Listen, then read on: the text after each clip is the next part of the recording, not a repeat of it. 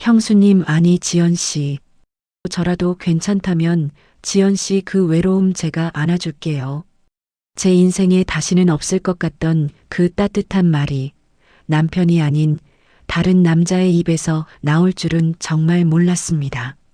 하지만 그 순간 저는 그 남자의 흔들리는 눈동자를 도저히 외면할 수가 없었습니다. 남편의 20년 지기 친구이자 우리 집 객식구인 그 남자와 넘어서는 안 될 선을 넘기로 결심하기까지. 지금 돌이켜보면 그 아슬아슬하고 비밀스러운 모든 일의 시작은 남편이 그 사람을 집으로 데려온 그날 밤부터였던 것 같습니다. 본격적인 이야기에 앞서 구독과 좋아요, 알림 설정 부탁드리겠습니다. 안녕하세요.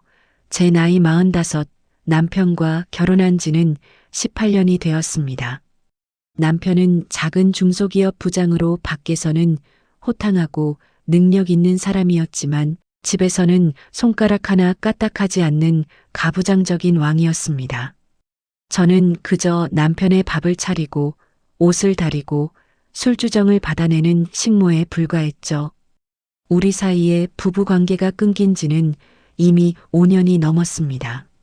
남편은 주말이면 낚시다 골프다 밖으로만 돌았고 집에 오면 피곤하다는 핑계로 등만 돌리고 잤습니다. 그 넓은 침대에서 저는 늘 투명 인간 취급을 받으며 지독한 외로움을 삼켜야 했습니다. 그러던 어느 날이었습니다. 남편이 대뜸 낯선 남자 하나를 집으로 데려왔습니다. 여보 인사해, 내 고등학교 동창 인석이야. 이번에 사업하다가 좀 안 좋게 돼서 당분간 우리 집 빈방 좀 쓰게 했다. 저는 황당해서 말이 안 나왔습니다. 상의 한마디 없이 다 큰 남자를, 그것도 모르는 사람을 집에 들이겠다니요.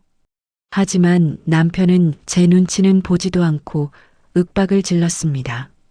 아, 잔말 말고 밥상이나 봐와. 인석이 이 친구가 지금 이혼당하고 오갈 데가 없어서 그래. 한두 달만 있을 거니까 신경 꺼. 그렇게 그 남자 인석 씨와의 기묘한 동거가 시작되었습니다. 인석 씨는 남편과는 정반대의 사람이었습니다. 남편이 야 밥 줘 하고 소리칠 때 인석 씨는 조용히 부엌으로 와서 수저를 놓아주었습니다. 남편이 양말을 아무데나 벗어던질 때 인석 씨는 자기 빨래를 단정하게 개어놓곤 했죠. 처음에는 불편하기만 했던 그 존재가 시간이 지날수록 묘하게 신경 쓰이기 시작했습니다. 형수님 죄송해요. 저 때문에 고생 많으시죠. 설거지를 하는 제 등 뒤에서 인석 씨가 미안한 듯 말을 건넸습니다. 아니에요, 도련님. 아니, 인석 씨 괜찮아요. 식사는 입에 맞으세요? 그럼요. 집밥 먹어본 게 언젠지. 형수님 솜씨가 정말 좋으시네요. 민수 이 자식은 복도 많지. 그 사소한 칭찬 한마디가 왜 그렇게 가슴에 박히던지요. 남편에게는 18년 동안 들어보지 못한 고맙다, 맛있다, 고생한다는 말을 그 남자에게서 듣고 있었습니다. 사건이 터진 건 그 남자가 온 지 보름쯤 되던 날이었습니다. 그날도 남편은 술에 잔뜩 취해 들어와서는 저에게 화풀이를 해댔습니다. 아, 너는 집구석에 있으면서 꼴이 이게 뭐냐? 화장 좀 하고 살아라. 그러니까 내가 집에 들어오기가 싫지. 남편은 밥상을 발로 툭툭 차며 모욕적인 말을 쏟아냈습니다. 저는 너무 서럽고 비참해서 부엌 구석에서 숨죽여 울고 있었습니다. 그때였습니다. 방문이 벌컥 열리더니 인석 씨가 나왔습니다. 야, 김민수, 너 말이 너무 심하잖아. 재수 씨가 너한테 어떻게 하는데? 남편은 코웃음을 쳤습니다. 뭐야, 너 지금 얹혀 사는 주제에 훈계냐? 내 마누라 내가 잡겠다는데 내가 뭔 상관이야. 둘 사이에 고성이 오가고 결국 남편은 씩씩거리며 안방으로 들어가 골아떨어졌습니다. 거실에는 깨진 접시 조각과 저, 그리고 인석 씨만 남았습니다. 제가 치울게요. 들어가세요. 저는 흐르는 눈물을 훔치며 깨진 접시를 주워 담았습니다. 손이 떨려 자꾸만 놓쳤습니다. 그때 따뜻하고 큰 손이 제 손을 덮었습니다. 두지 마세요. 다쳐요. 제가 할게요. 인석 씨였습니다. 그는 저를 소파에 앉히고는 묵묵히 바닥을 치웠습니다. 그리고는 떨고 있는 제 어깨에 얇은 담요를 덮어주더군요. 형수님, 아니 지연 씨, 울지 마세요. 민수 저 자식이 나쁜 놈이에요. 지연 씨 같은 여자를 두고 저런 놈 때문에 울지 마세요. 그의 눈빛은 단순히 친구의 아내를 걱정하는 눈빛이 아니었습니다. 안타까움 그리고 그 너머의 젖은 감정이 느껴졌습니다. 저는 그날 밤 처음으로 남편이 아닌 다른 남자 앞에서 제 속마음을 털어놓았습니다. 너무 외로워요. 사는 게 감옥 같아요. 아무도 저를 여자로 봐주지 않아요. 그날 이후 우리 사이에는 묘한 기류가 흐르기 시작했습니다.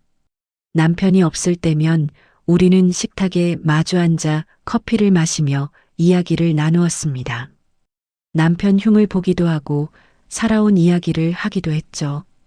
인석 씨는 제 사소한 습관, 제가 좋아하는 반찬, 심지어 제가 바뀐 머리핀까지 알아봐 주었습니다. 지연 씨는 웃는 게 참 예뻐요. 그 말에 심장이 쿵하고 내려앉는 것 같았습니다. 잊고 살았던 제 이름, 잊고 살았던 제 웃음을 그가 찾아주었습니다. 그러던 주말이었습니다. 남편은 또다시 낚시 동호회에서 2박 3일로 원정 낚시를 떠났습니다. 야 나간다. 인석이 밥 잘 챙겨주고 남편은 뒤도 안 돌아보고 떠났습니다. 집안에는 저와 인석 씨 단둘만 남게 되었죠. 온 집안에 정막이 흘렀습니다. 하지만 그 정막은 어색함이 아니라 터질 듯한 긴장감이었습니다. 저녁을 차리는데 자꾸만 손에 땀이 났습니다. 인석 씨도 평소와 달리 말이 없었습니다. 식탁에 마주 앉아 밥을 먹는데 숟가락 달그락거리는 소리가 천둥 소리처럼 크게 들렸습니다. 지연 씨, 오늘 술 한잔 하실래요? 인석 씨가 먼저 입을 열었습니다. 우리는 거실에 앉아 조용히 술잔을 기울였습니다. 술이 한 잔, 두 잔 들어가자 참아왔던 감정들이 빗장 풀리듯 터져나왔습니다. 인석 씨가 붉어진 얼굴로 저를 뚫어지게 쳐다보았습니다. 민수 그 자식, 정말 바보 천치예요. 이렇게 좋은 여자를, 이렇게 예쁜 사람을 왜 외롭게 두는지. 그의 목소리가 떨리고 있었습니다. 지연 씨, 저 그러면 안 되는 거 아는데. 친구놈 아내인 거 아는데. 자꾸만 지연 씨가 보여요. 아파하는 게 보여서. 제가 다 아파요. 그 고백을 듣는 순간 제 이성의 끈이 툭 하고 끊어졌습니다. 도덕, 윤리, 친구의 아내. 그런 것들은 더 이상 중요하지 않았습니다. 지금 제 앞에는 저를 여자로 봐주는, 저를 아껴주는 유일한 남자가 있었으니까요. 인석 씨, 저도 그래요. 저도 인석 씨가. 제 말이 끝나기도 전에 그가 다가와 저를 안았습니다. 남편에게서 맡던 술전내와 담배 냄새가 아닌 은은한 스킨 향과 따뜻한 체온이 저를 감쌌습니다. 우리는 그날 밤 거실 소파에서 서로의 외로움을 탐닉했습니다. 남편이 낚시터에서 물고기를 낚고 있을 시간, 저는 집에서 난생 처음 느껴보는 사랑이라는 감정을 낚아올리고 있었습니다. 다음 날 아침 눈을 떴을 때 죄책감이 밀려올 줄 알았습니다. 하지만 아니었습니다. 오히려 너무나 개운하고 세상이 달라 보였습니다. 부엌에서 달그락거리는 소리가 들려나가 보니 인석 씨가 앞치마를 두르고 해장국을 끓이고 있었습니다. 일어났어요? 속 안 쓰려요? 얼른 앉아요. 그 다정함에 눈물이 날 뻔했습니다. 18년 동안 남편에게 밥만 차려줬지 받아본 적은 한 번도 없었거든요. 우리는 낚시간 남편이 돌아올 때까지 마치 신혼부부처럼 지냈습니다. 함께 장을 보고 요리를 하고 TV를 보며 깔깔거리고 제 인생에서 가장 행복한 이틀이었습니다. 일요일 저녁 남편이 돌아왔습니다. 아이고 죽겠다 고기는 한 마리도 못 잡고 밥 줘. 남편은 여느 때처럼 소파에 널브러져 소리를 질렀습니다. 하지만 저는 예전에 주눅든 아내가 아니었습니다. 제 뒤에는 든든한 지원군, 인석 씨가 있었으니까요. 남편 몰래 인석 씨와 눈이 마주쳤습니다. 그가 저에게 윙크를 보내며 살짝 웃어주었습니다. 그 은밀한 신호가 저를 짜릿하게 만들었습니다. 남편은 꿈에도 모를 겁니다. 자기가 데려온 친구가 자기가 방치한 아내의 몸과 마음을 얼마나 따뜻하게 채워주었는지 말이죠. 지금도 인석 씨는 저희 집에 머물고 있습니다. 남편이 코를 골며 잠든 밤이면 우리는 몰래 거실에서 만나 서로의 손을 잡습니다. 언제까지 이 위험한 동거가 계속될지는 모르겠습니다. 하지만 저는 후회하지 않습니다. 남편이 버린 저를 주워 담아준 사람, 껍데기뿐인 저를 다시 여자로 살게 해준 사람이 바로 그 사람이니까요. 여러분은 이 위험한 사랑을 비난하실 건가요? 아니면 오죽했으면 그랬을까 이해해 주실 건가요? 한 지붕 아래 두 남자와 사는 여자의 아슬아슬한 이중생활.